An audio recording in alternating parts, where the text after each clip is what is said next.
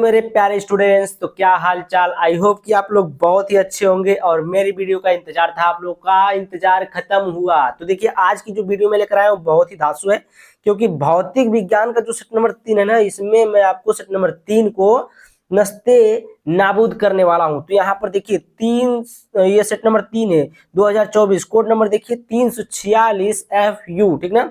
जिसका इंतजार था आपका, वो इंतजार आपका आज खत्म होगा, क्योंकि इस सेट में मैं आपको ये वाला जो सेट है कराऊंगा, ठीक है। तो इसमें देखिए मैं आपको पहला सेट, दूसरा सेट और मॉडल पेपर का जो होता है उसमें भी आधा कराया हूं, आधा नहीं कराया हूं, क्योंकि उसमें कराता तो टाइम लगती है और ये नहीं हो पाता, ठीक है। तो इसको मैं सेट ही शुरू कर दिया, ठीक है। तो सेट को देख लेते हैं हम लोग। सेट नंबर तीसरा वाला आज देखेंगे। तो क्वेश्चन नंबर देखिए यहाँ पर है, अगर आपको पीडीएफ चाहिए तो पीडीएफ के लिए आप संपर्क करें मेरे इस नंबर को जो यहाँ पर लिखा हुआ है। तो यहाँ पर देखिए 7460012763, इस पर आप लोग कॉल कर सकते हैं, व्हाट्सएप कर सकते हैं। जब व्हाट्सएप करेंगे तो आपको रिप्लाई जाएगा, ठीक है, रिप्लाई जाएगा और आप लोग पीडीएफ खरीद सकते हैं। 100 रुपये में आपको 3 से 4 साल का पीडीएफ मिल सकता है, ठीक है, सॉल्यूशन के साथ। तो यहाँ पर देखिए देर नहीं करते हुए हम लोग चलते हैं अपने टॉपिक पर। देखिए भौतिक विज्ञान का ये जो है खंड अ है। खंड अ में देखिए क्या है, प्रश्न नंबर 1 है, किसी चालक की प्रतिरोधकता निर्भर करती है। चालक के की किस पर करती है, इस पर करती है, किस पर करती है। तो आपका जो किसी चालक की जो प्रतिरोधकता होती है पदार्थ पर करती है। किस पर करती है, पदार्थ पर। तो ऑप्शन नंबर आपका 1 वाला क्या हो जाएगा, सही जवाब हो जाएगा ऑप्शन नंबर 1। मेरे प्यारे बच्चों एकदम ध्यान से देखो और इंजॉय करो। इसमें जो भी क्वेश्चन हल करने वाले हैं मैं उसको हल कराऊंगा, जो टॉपिक जो टिक मारने वाले हैं उसको टिक कराऊंगा, ठीक है। तो ऑप्शन नंबर देखिए, क्वेश्चन नंबर दूसरा है, यहाँ पर कह रहा है कि किसी विद्युत चुंबकीय तरंग के विद्युत एवं चुंबकीय क्षेत्र सदिश क्रमशः वेक्टर ई तथा वेक्टर बी है। तरंग संचरण की दिशा निरूपित होगी, क्या होगी। देखिए यहाँ पर दिया है vector E dot vector B द्वारा, vector E cross vector B द्वारा, ऑब्लिक है ये vector E double oblique vector B, ठीक ना, द्वारा, इनमें से सभी के द्वारा। इनमें से किसके द्वारा होता है, तो ये आपका ऑप्शन नंबर हो जाएगा सेकेंड वाला सही जवाब, ठीक है। कौन सा, सेकेंड वाला आपका सही जवाब हो जाएगा, vector E cross vector B के द्वारा, ठीक है। उसके बाद देखिए प्रश्न नंबर ग पर आते हैं। प्रश्न नंबर ग है, एकांक धनावेश विद्युत क्षेत्र के प्रत्येक बिंदु पर समान बल को अनुभव करता है। विद्युत क्षेत्र होगा, विद्युत क्षेत्र क्या होगा वो आपको बताना है। एकांक धनावेश विद्युत क्षेत्र के प्रत्येक बिंदु पर समान बल को अनुभव करता है, उसका विद्युत क्षेत्र भी क्या होगा, एक समान होगा, ठीक ना। तो इसका ऑप्शन 1 वाला जो प्रथम वाला है आपका सही जवाब हो जाएगा प्यारे स्टूडेंट। अब देखिए ये वाला क्वेश्चन जो है इसमें थोड़ा सा हल करना पड़ेगा हमको, ठीक है। तो इसमें देखिए हम लोग क्या है, क्या पूछा है, किसी नाभिकीय अभिक्रिया में द्रव्यमान शक्ति 1.2 ग्राम है, इस अभिक्रिया में मुक्त ऊर्जा होगी। तो इसमें दिया क्या है, दिया है डेल्टा एम का मान। डेल्टा एम का मान यानी कि द्रव्यमान शक्ति कितना दिया है, 1.2 ग्राम। तो यहाँ पर डेल्टा एम देखिए, डेल्टा एम बराबर होता है 1.2 ग्राम दिया, 1.2 ग्राम, ठीक है। ये किसमें, ग्राम में। इसको हम लोग किलोग्राम में चेंज करेंगे तो क्या करेंगे, 1000 से मल्टीप्लाई करेंगे। तो 1000 से देखिए 1 किलोग्राम बराबर कितना होता है, 1000 होता है। तो 1 ग्राम बराबर क्या होगा, 1/1000 किलोग्राम। यही ना होगा, 1 ग्राम बराबर कितना किलो होगा, 1 ग्राम बराबर कितना किलोग्राम होगा। तो ये हो जाएगा 1/1000 किलोग्राम। तो यहाँ पर क्या हो जाएगा, भाग कर देंगे 1000 से, तो डेल्टा एम का मान आ जाएगा 1.2/1000 यानी कि 10 के पावर -3 आ जाएगा, ठीक है। 1.2 गुणे 10 की पावर -3 आ गया केजी में।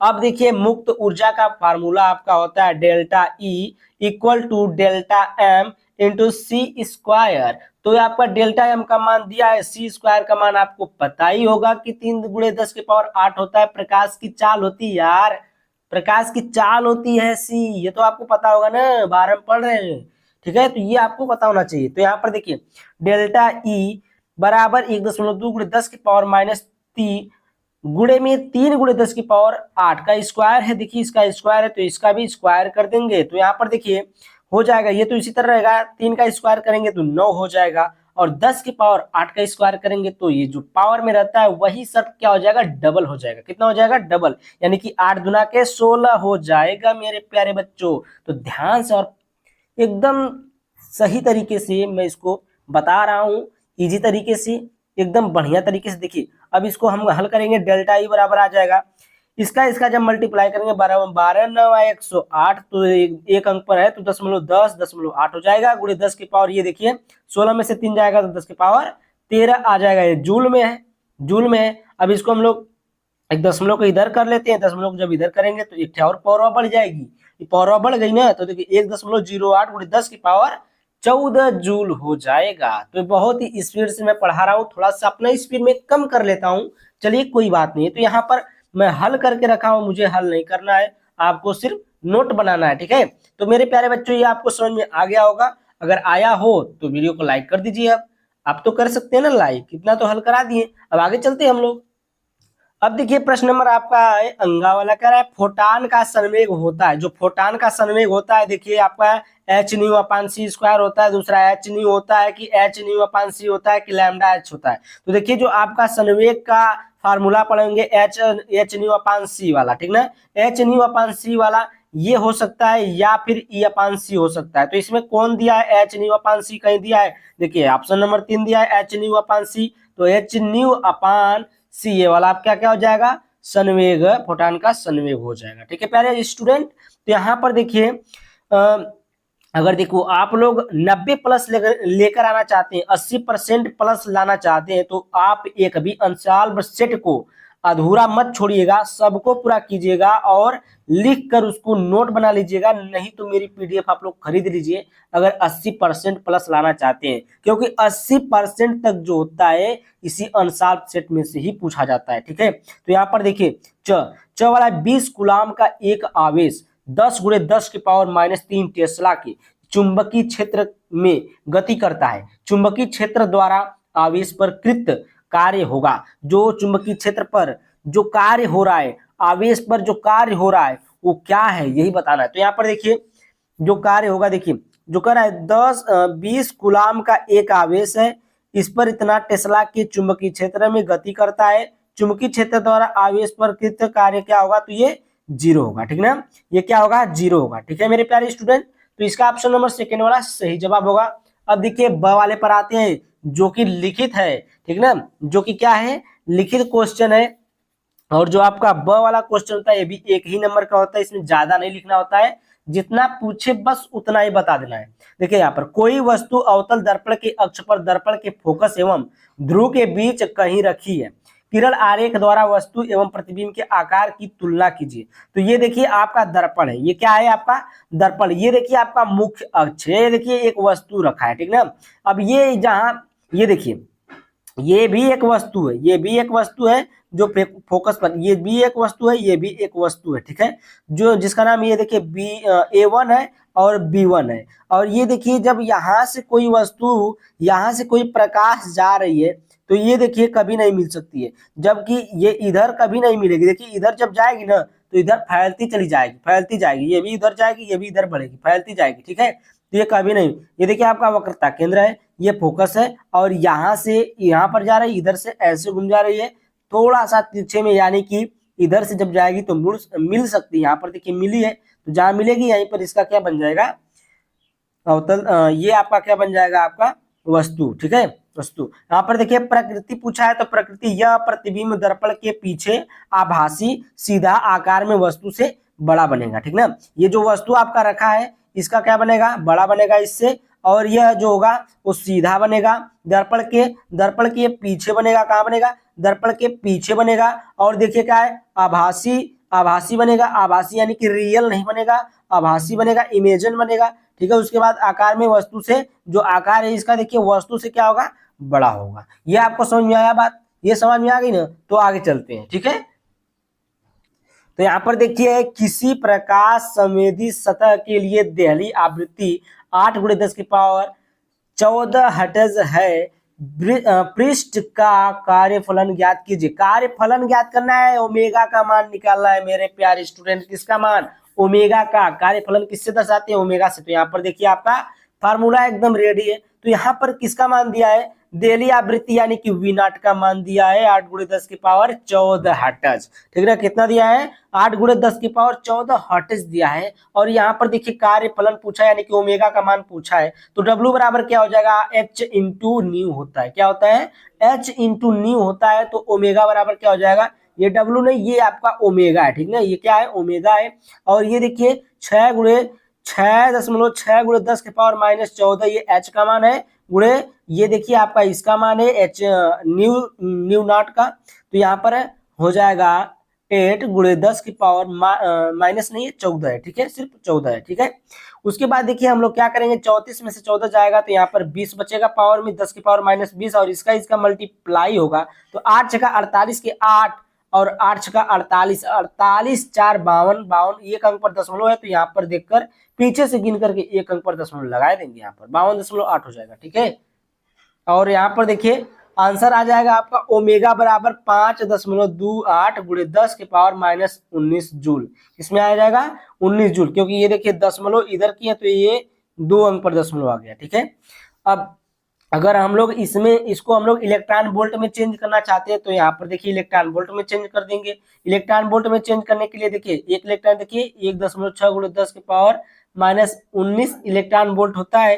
तो ये देखिए -19 से -19 कट जाएगा और 1.6 से इसमें भाग करेंगे तो 3.3 इलेक्ट्रॉन वोल्ट आएगा।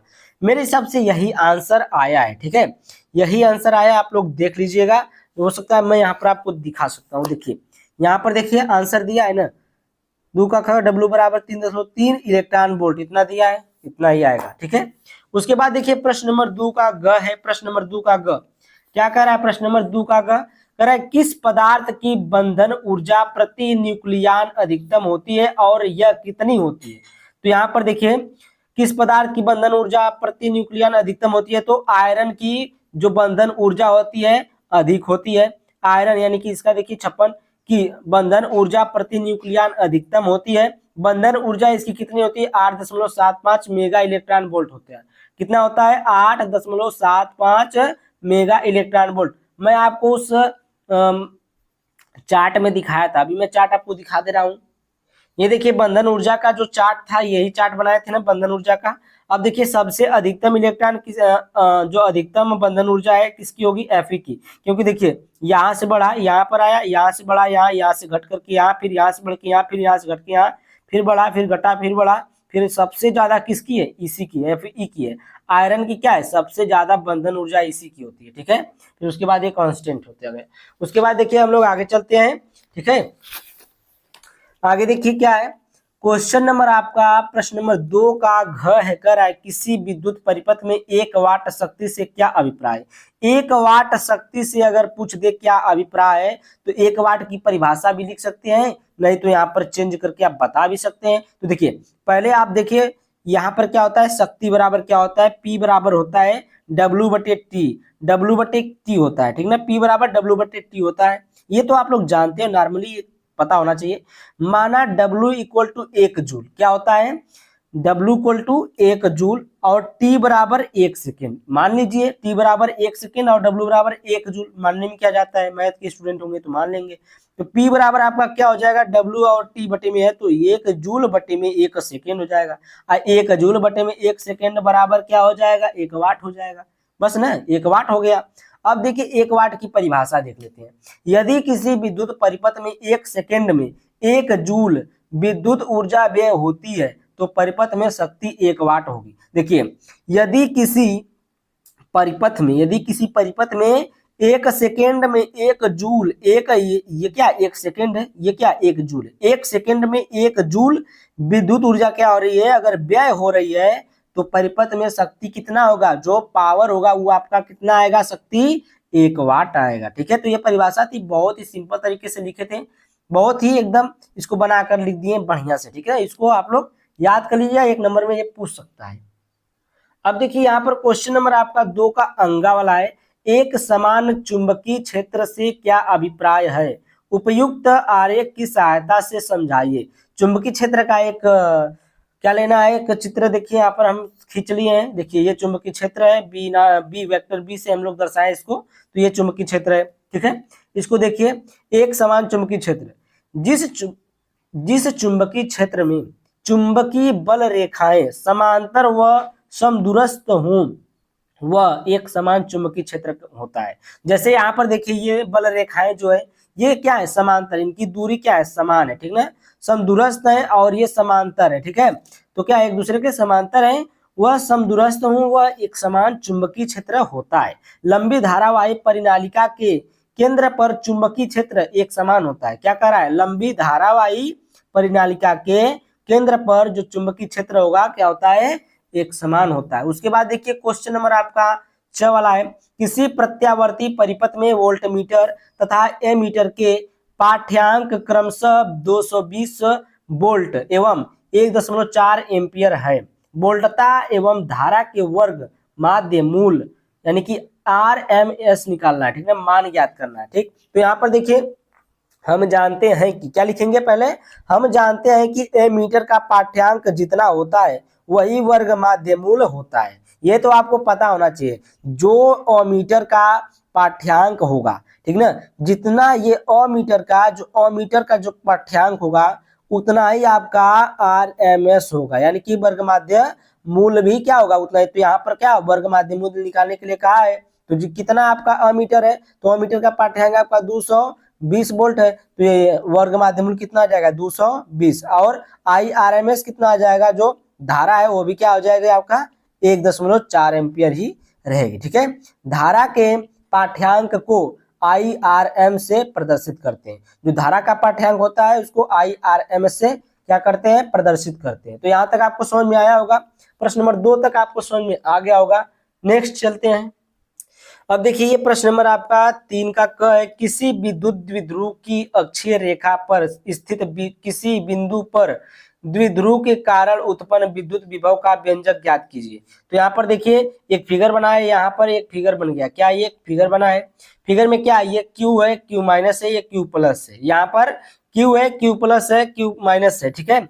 ए बी इसका नाम रख दिए A और B, और ये जो है आपका केंद्र का नाम है O, और इसकी दूरी जो है L है, L है, दोनों को मिलाए तो 2L हो गया, ठीक ना, ये L है, जो हाफ है L है, ये भी हाफ है L है, दोनों को मिलाए तो क्या हो गया 2L हो गया।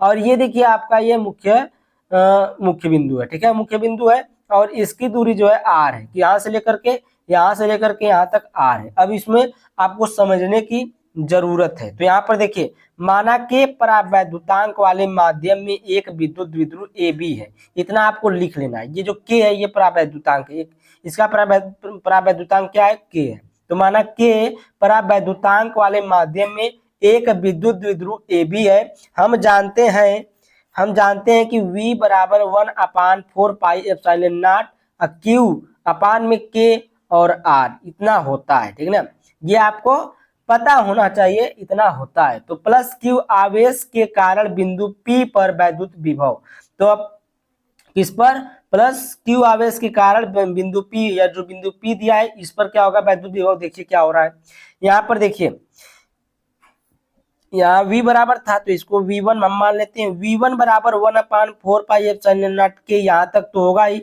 और यहाँ पर क्या है प्लस Q पर, तो प्लस Q ले लेते हैं, और बटे में R माइनस L कहाँ से आया, तो ये देखिए ये क्या है, ये यहाँ से लेकर यहाँ तक पूरा R है, यहाँ से लेकर यहाँ तक पूरा R है, ठीक है, यहाँ से लेकर क्या है यहाँ तक R है, तो इसमें L भी घुसा है ना, तो जब इसका मान सिर्फ निकालेंगे तो इसमें से L घटा देंगे, तो यहाँ पर देखिए R माइनस L इसीलिए किया गया, ठीक है, तो R माइनस L हो गया। समीकरण नंबर इसको 1 मान लीजिए।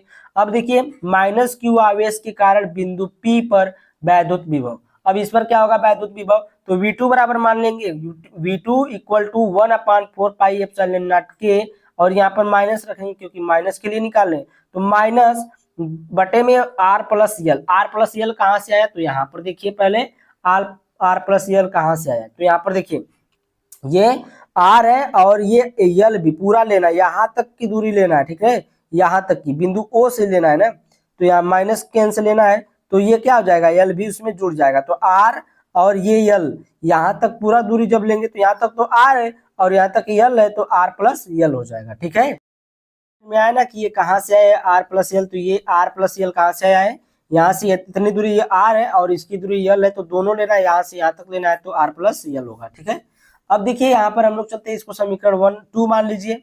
अब देखिए बिंदु P पर कुल विभव कितना होगा, V बराबर V plus V1 plus V2, यानी कि पूरा विभव पूछा है तो एक V1 है और एक V2 है, तो V1 और V2 को क्या कर दिए, जोड़ दीजिए। तो V1 और V2 को हम लोग ये जो मान दिया है इसको हम लोग क्या करेंगे, जोड़ देंगे। तो यहाँ पर देखिए V बराबर क्या है 1/4πε0 और Q अपान R माइनस एल, यहाँ पर जो माइनस था ये आगे आ जाएगा माइनस, तो 1/4πε0 Q और R प्लस एल, ये जो माइनस आया है इसको हम लोग जोड़ रहे हैं, लेकिन यहाँ पर माइनस तो जोड़ का चिन्ह क्या हो जाएगा, माइनस में हो जाएगा। ठीक है, अब देखिए यहाँ पर हम लोग कुछ नहीं करेंगे, ये कॉमन ले लेंगे, इसमें भी ये मिल रहा है इसमें भी मिल रहा है, तो दोनों क्या करेंगे, कॉमन लेंगे। तो ये Q है और 1/4πε0 कॉमन लेंगे तो ये रूट में आ जाएगा कोष्टक में 1/r minus L minus 1/r plus L. अब इसका क्या हो जाएगा, इधर गुणा हो जाएगा, इसका इधर गुणा हो जाएगा और इन दोनों का आपस में गुणा हो जाएगा। तो ये हो गया, इतना हो गया, इतना हुआ ना। अब देखिए ये फार्मूला होता है इसके लिए कि इसके लिए ए स्क्वायर माइनस बी स्क्वायर बराबर क्या होता है, एक कोष्टक में ए प्लस बी, एक कोष्टक में ए माइनस बी। तो इस प्रकार से ये ए प्लस बी है और ये ए माइनस बी है। ठीक है, तो इसको हम लोग लिख सकते हैं ए स्क्वायर माइनस बी स्क्वायर, लिख सकते हैं ना, लिख सकते हैं भाई मैथ वाले। तो यहाँ पर देखिए क्या हो जाएगा, v बराबर आपका हो जाएगा 1/4πε0 और इंटू में q है और r plus L minus R plus L, ऊपर वाला जो था वही है, नीचे R square plus L square, R से आर माइनस कट जाएगा, प्लस माइनस कट गया, उसके बाद देखिए 2l हो जाएगा। तो यहाँ पर v बराबर 1/4πε0 और ये आपका 2lq इसमें गुणा कर गया तो 2lq हो जाएगा और नीचे R square minus L square. अब देखिए यहाँ पर विद्युत द्विध्रुव P बराबर क्या होता है, Q इंटू 2l होता है। तो ये देखिए Q इंटू 2l है तो इसके जगह पर P रख देंगे। और देखिए जो स्मॉल r होता है वो l से बहुत ही छोटा होता है, नगण्य होता है, ठीक ना। तो l जो होता है r से बहुत छोटा होता है, तो l की जगह हम लोग क्या रख देंगे, 0 रख सकते हैं, क्योंकि यल जो है r से बहुत ही छोटा होता है। तो यहाँ पर 0 रखेंगे तो ये आर स्क्वायर बचेगा। तो v बराबर 1/4πε0 के p अपान में आर स्क्वायर, p देखिए इसके जगह पर p रखें, ठीक है ये मान। अब देखिए क्या हो जाएगा, हवा या निर्वात के लिए k बराबर क्या होता है, 1 होता है। हवा या निर्वात के लिए जो परावैद्युतांक मान होता है वो क्या हो जाता है, 1 हो जाता है। तो 1 रखेंगे तो ये के हट जाएगा, 1 रखेंगे तो v बराबर क्या आ जाएगा 1/4πε0 इंटू में p अपान आर स्क्वायर, ठीक ना, आर स्क्वायर। तो ये आपका आ गया जो आपको निकालना था। ठीक है, तो देखिए ये क्वेश्चन में क्या कहा था, देखिए किसी विद्युत द्विध्रुव की अक्षीय रेखा पर स्थित किसी बिंदु पर विद्युत द्विध्रुव के कारण उत्पन्न विद्युत विभव का व्यंजक जो ज्ञात करना था वो हमें प्राप्त हो गया। ठीक है, अब हम लोग आगे चलते हैं नेक्स्ट क्वेश्चन पर। देखिए प्रश्न नंबर 3 का ख है, कह रहा है कि ट्रांसफार्मर का कार्यकारी सिद्धांत लिखिए तथा ट्रांसफार्मर में होने वाली 2 हानियों का उल्लेख कीजिए। तो ट्रांसफार्मर का सिद्धांत देखिए क्या है, ट्रांसफार्मर अन्योन्य प्रेरण के सिद्धांत पर कार्य करता है। किस सिद्धांत पर, अन्योन्य प्रेरण के सिद्धांत पर कार्य करता है। ये आपको पता होना चाहिए, एग्जामिनर आपका जब वाइवा लेगा तो ये पूछ सकता है। ठीक है, तो सिद्धांत पर काम करता है, यदि निकट स्थित 2 कुंडलियों में से एक में प्रवाहित धारा के मान में परिवर्तन हो तो निकट स्थित दूसरी कुंडली से बद्ध चुंबकीय फ्लक्स में परिवर्तन के कारण उसमें एक वाहक बल प्रेरित हो जाता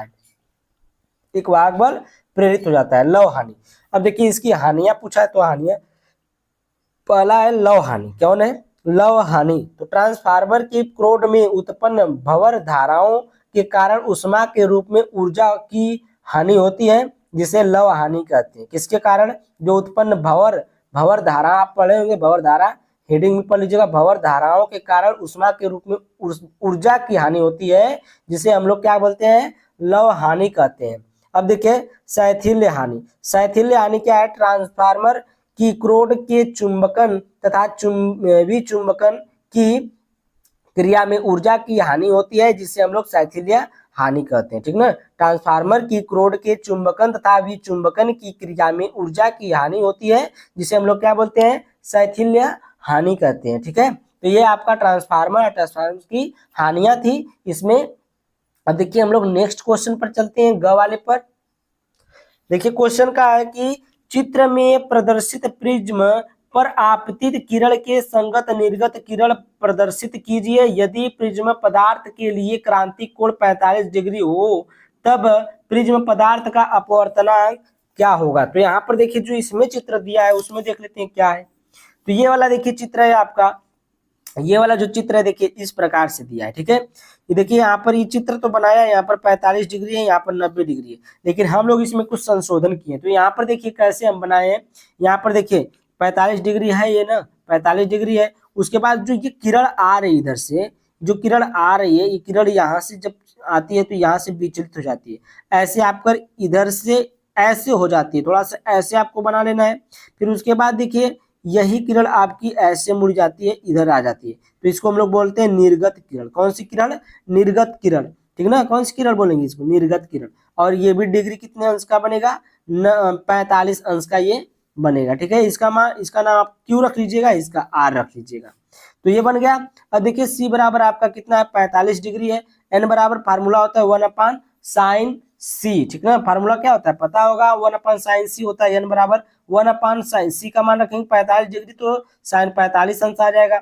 अब साइन 45 अंश का मान तो आपको पता होगा 1/√2, ठीक ना। 1/करड़ी में 2 होता है मान साइन सी का, तो 1/1 पूरे की 1/√2, तो ये ऊपर जाएगा तो ऊपर √2 हो जाएगा, तो n बराबर हो जाएगा √2/n1, ठीक ना। ये क्या हो जाएगा? 1 हो जाएगा, तो बचेगा क्या? √2। तो n बराबर क्या आ जाएगा आपका? √2 आ जाएगा। ये आपका प्रिज्म का अपवर्तनांक का मान आ गया। और देखिए ये आपको फिगर बढ़िया से एक बार बना लेना है, ठीक है। जैसे जैसे हम बनाए उसको बना लीजिएगा। ये अपना प्रश्न नंबर घ आ गया। प्रश्न नंबर 3 का ग खत्म, घ आ गया। देखिए कह रहा है विद्युत फ्लक्स को परिभाषित कीजिए। धनात्मक तथा ऋणात्मक फ्लक्स से क्या अभिप्राय है? धनात्मक और ऋणात्मक फ्लक्स से क्या अभिप्राय है, आपको क्या करना है? बताना है। तो यहाँ पर देखिए विद्युत फ्लक्स क्या होता है पहले देख लेते हैं, उसके बाद धनात्मक ऋणात्मक देखते हैं। वैद्युत क्षेत्र में स्थित किसी काल्पनिक पृष्ठ से पृष्ठ को अभिलंबवत दिशा में गुजरने वाली कुल वैद्युत बल रेखाओं की संख्या को उस पृष्ठ से बद्ध वैद्युत फ्लक्स कहते हैं, ठीक है।